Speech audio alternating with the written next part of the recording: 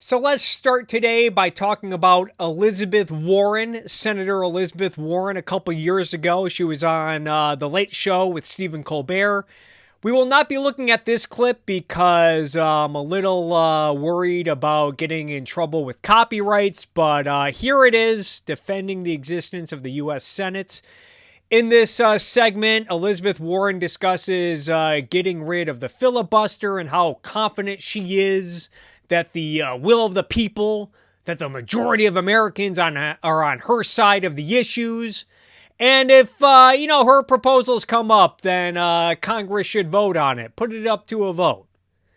Of course, Elizabeth Warren sort of undermines this talk about the will of the people when she goes out and applauds the Biden administration and their efforts to use the Department of Labor to issue new rules, saying big corporations are misclassifying workers as contractors to cheat them of their benefits. I'm looking at you, Uber. Blow it out your ass. She was saying this in response to reports that the Biden administration is using the Department of Labor to add new rules that might shake up the gig economy. This is according to the Wall Street Journal. Biden rule would add more gig workers to the company payrolls. Move could count more workers at companies like Uber, Lyft, and DoorDash as employees instead of independent contractors. And I find this interesting because if the Biden administration's efforts are successful, it might neuter the will of the people in states like California, who in 2020 voted to not have such labor standards in place for the gig economy for companies like Uber and Lyft and DoorDash, albeit with strings attached. But it kept the private contractor model in place for companies like Uber, Lyft, and DoorDash. And instead of putting this up for a vote in Congress, I guess Elizabeth Warren is fine with the executive branch using the regulatory levers at its disposal, like the Department of Labor, to just write new labor laws, write new labor regulations without consulting Congress first. And this seems to be a growing trend in American politics where the legislature is delegating its responsibilities to the executive branch and the judicial branch. They do this by passing broad sweeping legislation to create federal bureaucracies where the executive branch has more influence over the economy without having to consult with Congress first. I noted this in the past when President Trump used the Trade Expansion Act of 1962 which gave the executive branch the authority to increase tariffs by executive order. But another notable example of this with the Biden administration is with Biden's efforts to relieve student loan debts. You guys remember when Biden tried to do this and he was reversed by the Supreme Court? Here's what to know about Biden's Plan B for student loan forgiveness.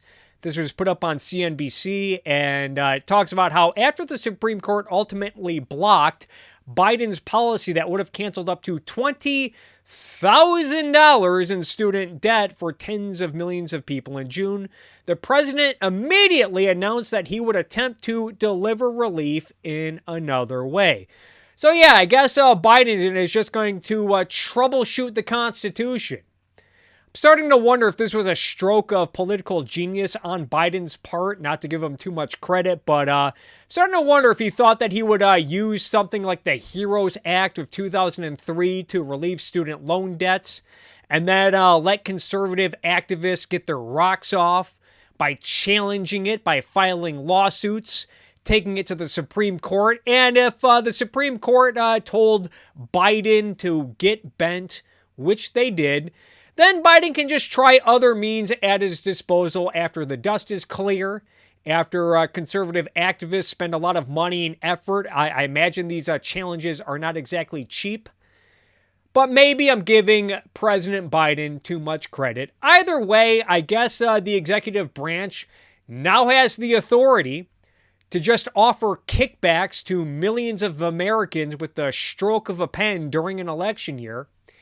And it's hard to not be cynical about this by acknowledging that what Biden is doing is essentially attempting to bribe student loan borrowers in exchange for votes. Even the CNBC article hints at this in the end of the article, saying that if the administration is successful this time, borrowers could see their debt cancellation around the time of the 2024 presidential election. And while we're on this topic, Alex Epstein recently wrote that Biden's new executive orders pertaining to liquefied natural gas pauses and pauses on exports, how this is an attempt to buy votes from ignorant, gullible activists, and this is going to come at a cost of higher energy prices here in America.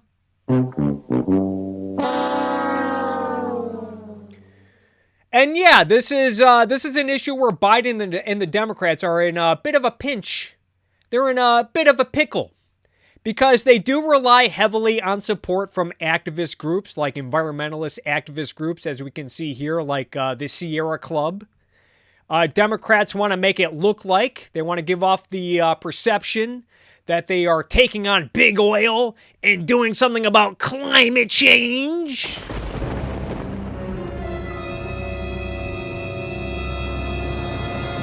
On the other hand, Democrats know that Americans sure love their low prices on gasoline. They love seeing low prices at the pump. Americans love low utility bills every month. And on top of that, there are a ton of good-paying blue-collar and union jobs on the line with these sorts of decisions. Even Democrat and former Ohio Congressman Tim Ryan wrote a piece for the Wall Street Journal about Biden's LNG export ban and how he doesn't like it. And a big reason why Tim Ryan doesn't like it is because a lot of good-paying union jobs, especially in the Midwest, are on the line with these sorts of decisions. And Biden is constantly going back and forth with these decisions, pausing permits to extract fossil fuels, greenlighting new projects to extract fossil fuels and produce fossil fuels. Like, they approved of the controversial Willow drilling project, according to Joe Hernandez on NPR. At the same time, Biden is blocking other Alaska drilling efforts.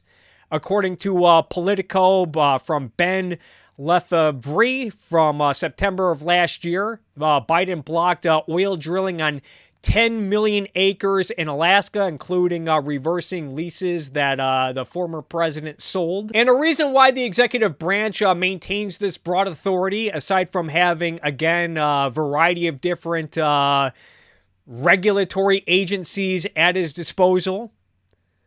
The reason why the president has this broad authority is because the federal government currently owns and controls something like 640 million plus acres of federal land.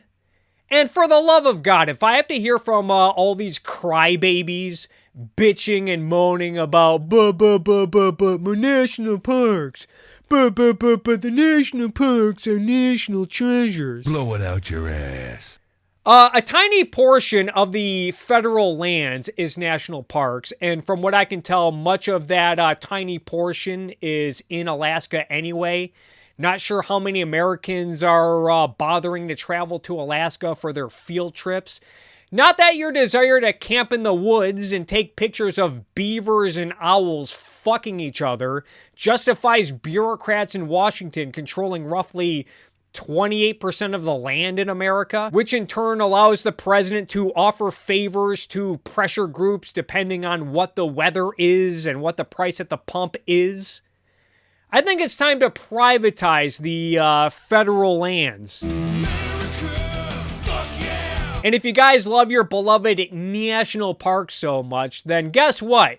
You and your friends can get together and brainstorm ideas on how to buy some of that land and maybe make some money off of keeping a forest intact. And I'm sure there's a lot of money to be made there, not being sarcastic. But yeah, Biden, he just loves governing by executive order. Here's another story put out by CNBC about how the Biden administration is trying to slash overdraft fees at big banks, calling it exploitation. I think this was another idea that Elizabeth Warren applauded. I guess the president can just use the Consumer Financial Protection Bureau to issue new rules on banks and credit card companies. I think this is also applying to late fees for credit cards. Biden said for far too long, some banks have charged exorbitant overdraft fees, sometimes $30 or more. That often hits most vulnerable Americans the hardest, all while banks pad their bottom lines. Banks call it a service. I call it exploitation. And I don't know if there's some magic number when it comes to overdraft fees. I imagine in a free market, in a true free market, banks would compete for customers by raising or lowering such penalties while also offering benefits to consumers and customers who keep their money in the bank and don't overdraft. I think such terms in a free market should and would be negotiated between bankers and their customers.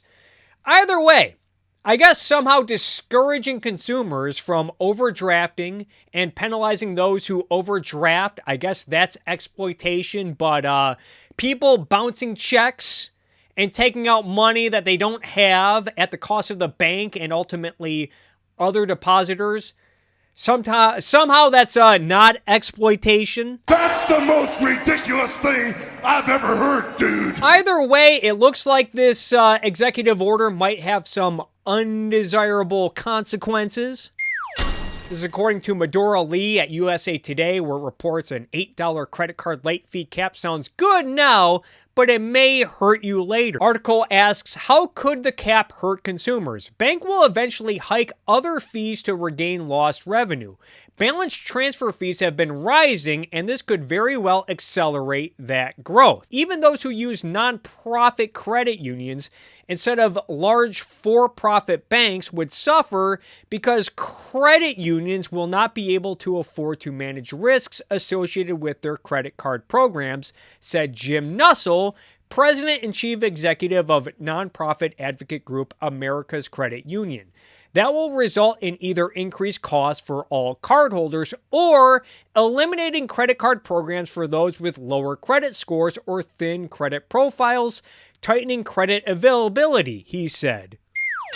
Yeah, how interesting. Often these programs and regulations designed to help the poor and low income end up hurting them the most. The low fee, approximately the cost of a Big Mac and a large Coke, would not discourage people from paying bills late, which potentially traps millions of consumers in a cycle of debt, Jim Nussle said. Remember, just because late fees may be reduced, they will still continue to add up if payments are not made, said Jim Jones, financial advisor at Heritage Financial.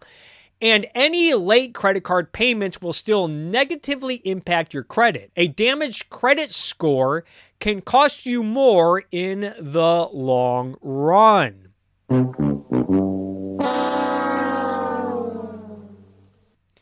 And Scott Lincecum, the economist Scott Lincecum, also agrees with this idea, saying that the president's regulation of bank overdraft fees and credit card late fees raise some issues. Sure, those charges are irksome, but capping or eliminating them will end up hurting American consumers, particularly low-income consumers, far more than it helps. He also talked about how a lot of these junk fees that President Biden is after are sometimes a result of taxes and other regulatory efforts by the government, saying that when Hawaii exempted amenities from its transient accommodations tax, for example, hotels responded with resort fees to lower their tax liabilities. And then there is Lena Khan at the Federal Trade Commission. This is not the same as trying to govern by executive order, but it looks like this still might have some undesirable consequences. Biden choosing Lena Khan and her raging boner for antitrust and merger blockers, choosing Lena Khan to chair the Federal Trade Commission. It looks like it might be having some undesirable consequences. And there's a lot to say about Lena Khan and her tenure at the FTC, so I'm going to try to focus on just two cases.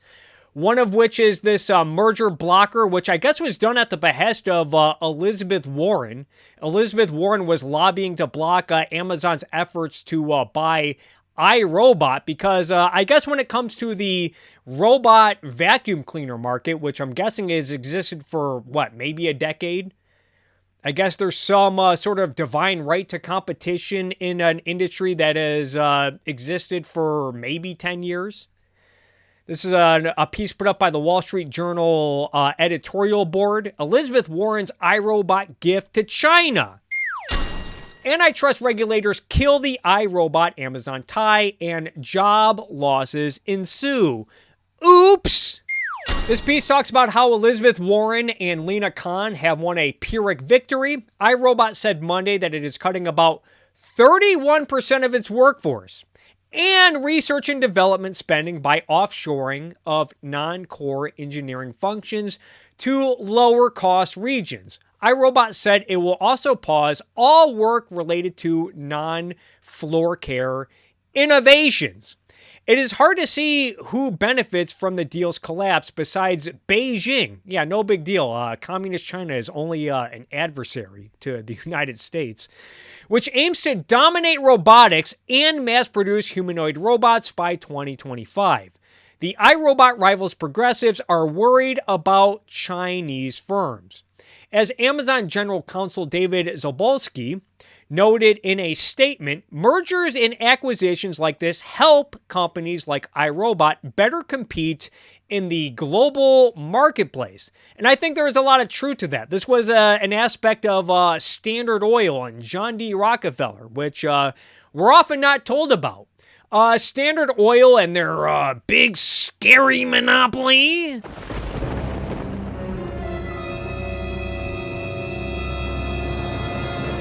Standard Oil kept the American oil industry competitive on the global market in the late 19th and early 20th century, particularly against companies and from countries that are not subject to the same regulatory requirements in fast-moving technology segments like robotics. Regulator opposition to the deal could also chill U.S. investment and innovation more broadly by sending a signal to venture investors that bigger companies will not be allowed to acquire startups. Acquisitions are one way venture firms earn a return on their early investments, which they can then plow into other startups. So it looks like this merger block from Lena Khan and Elizabeth Warren is having the consequences of job losses, making American businesses less competitive, not more competitive. And it looks like it might discourage future investment in innovation, which is not surprising. I think another underappreciated aspect of mergers and acquisitions is that a lot of small businesses, a lot of small companies, this is a way for them in which they can make a lot of money. One notable example is Wordle. When Wordle sold out to the New York Times, why shouldn't the developers of Wordle be allowed to make a lot of money by selling their product to a large newspaper company? Or in the case of YouTube, recall that YouTube, when the developers, when they were facing the daunting legal liabilities, having to deal with copyrights, and the daunting task of maintaining a website like YouTube back around 2006, 2007, I think in cases like that, it is preferable and optimal for developers and small businesses to sell out to large companies like Google for, if I recall correctly, over $1 billion. But apparently, according to economic fascists like Elizabeth Warren and Lena Khan, no. Who do you think you are? Trying to make money. You can't do that. Apparently not here in America. Elizabeth Warren also celebrated the blocking of JetBlue and Spirit Airlines merging, which she said would have led to fewer flights and higher fares. This was reported on CNBC. This might have some unintended consequences. Aside from this, I've seen people speculate that this might result in the ultimate downfall of Spirit Airlines. Some have said that reason why they wanted to do this was to make JetBlue and Spirit even more competitive with other large airline giants. According to this piece on CNBC, JetBlue's prospective purchase of Spirit would have been a buoy for the struggling discounter airline, which is facing the grounding of dozens of its Airbus planes for its inspection stemming from a Pratt & Whitney engine defect. And who knows, maybe the merger would have helped Spirit better weather this storm. Maybe they would have been able to get more planes in the air. Spirit expects compensation from the engine maker as a result of the flaw. With the deal off the table, Spirit must confront its financial problems alone, something its leaders say it is equipped to do. The company said it is working to refinance its debt. The last month said it was on path back to profitability thanks to better than expected demand. It projected revenue for the first quarter above analyst expectations. So I guess we'll see what happens with JetBlue and Spirit. I think it is also worth remembering that we do have a lack of competition when it comes to air travel and airlines, thanks largely due to regulations and restrictions on foreign airlines to service domestic flights in America, and protectionist favors for companies like Boeing when it comes to manufacturing jets for the airline industry. Of course, you don't see Elizabeth Warren types making a big fuss about that or trying to liberate the economy on that front. I guess, no, all she's focused on is blocking mergers and preventing big, scary monopolies. But it's also worth remembering right here that JetBlue won the Spirit shareholder approval. It sounds like the Spirit shareholders thought this was a good deal. This goes back to what I was saying earlier with the iRobot, Amazon blocking, how that might result in stifling of innovation, because what you're essentially doing by blocking these mergers, I know it's all in the name of, maintaining competition in the market, but one of the consequences is that people, they don't get to make money on their investments. And yeah, again, I guess we can't be doing that here in America. Who do you guys think you are trying to make money? I guess your desire to make money and get a return on your investment, I guess in this case, in the eyes of Elizabeth Warren types, it has to take a back seat to some vague notion of the public interest. No offense, but it sounds like some fucking commie gobbledygook. And then we have this story. I already talked about this a few weeks ago about how the Biden-era FCC is trying to rekindle the net neutrality fight. So I'm not going to spend too much time on this, although I thought this point was interesting where it talks about how the Supreme Court might be able to prevent this from happening, because I guess it restricts federal agencies with its major questions doctrine, restricts federal agencies from significant regulations without clear congressional authority. Maybe this is a silver lining of the current Supreme Court. It might be the reining in of the executive branch's authority in some respects.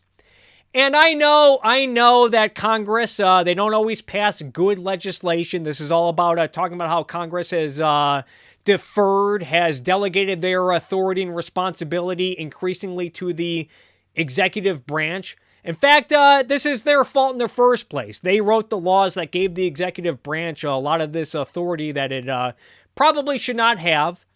Not to mention the fact that the current political class probably is not in a position, probably won't be moving America toward free markets and fiscal sanity anytime soon anyway.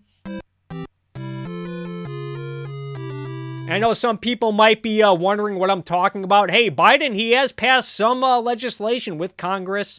The American Rescue Plan, the CHIPS Act, the Inflation Reduction Act.